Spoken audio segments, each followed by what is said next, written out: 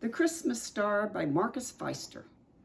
The night the three shepherds were visited by angels, even their sheep were agitated. The shepherds gathered around the campfire, talking in excited voices. An infant king, without lords or knights, but strong, stronger than any king has ever been, and yet kind and merciful. He'll be a king of peace and joy. Let us go down to Bethlehem to see this newborn king, suggested the oldest shepherd. But how shall we find him? All we know is that he is wrapped in swaddling clothes and lying in a manger. If only we could fly above the city and look into all the houses like the eyes of the stars. Surely these stars know the place of the Holy Child's birth. The three shepherds were looking up at the sky when suddenly the stars began to move. Slowly, they flowed toward one another, closer and closer, until they finally merged into a single magnificent star.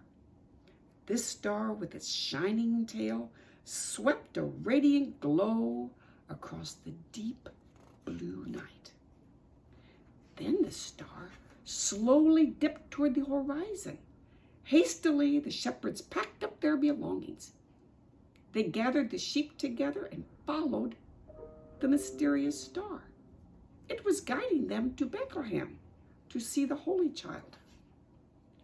There was a king who lived in a splendid palace in the east, and that very night he saw the star and remembered a prophecy of old. It was said there would be a king of kings, a lord of lords, a prince of peace. After many painful years of war, he and his people longed for a time of harmony among nations. From the great balcony, the king and his attendants watched the star. Its shining light reflected like the sun off the golden domes of his palace. "This child has come to show us the way to peace," said the king. "I will go and bid him welcome. The bright star in the heavens will guide me." So the king rode forth from his palace, bearing precious gifts for the young prince. That same night, he met two other kings who were following the star. He spoke to them. "Let us go together to the Prince of Peace. Let us give him our gifts, our faith, and our love." So the three kings journeyed through the desert toward Bethlehem. The brilliant light of the star penetrated even the darkness of the deep forest.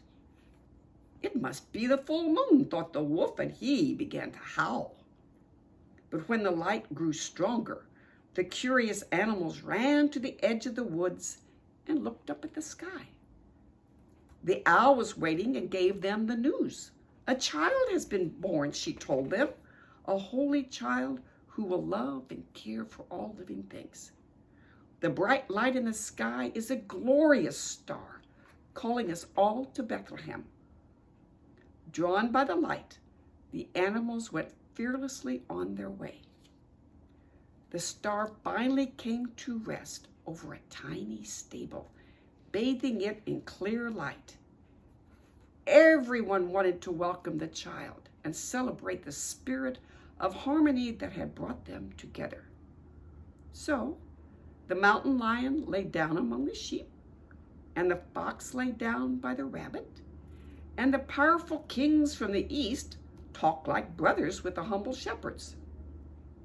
Quiet and peace nestled over the land like a blanket. Inside the stable, the Holy Child fell asleep, and the glorious Christmas star blazed its beacon of hope over all.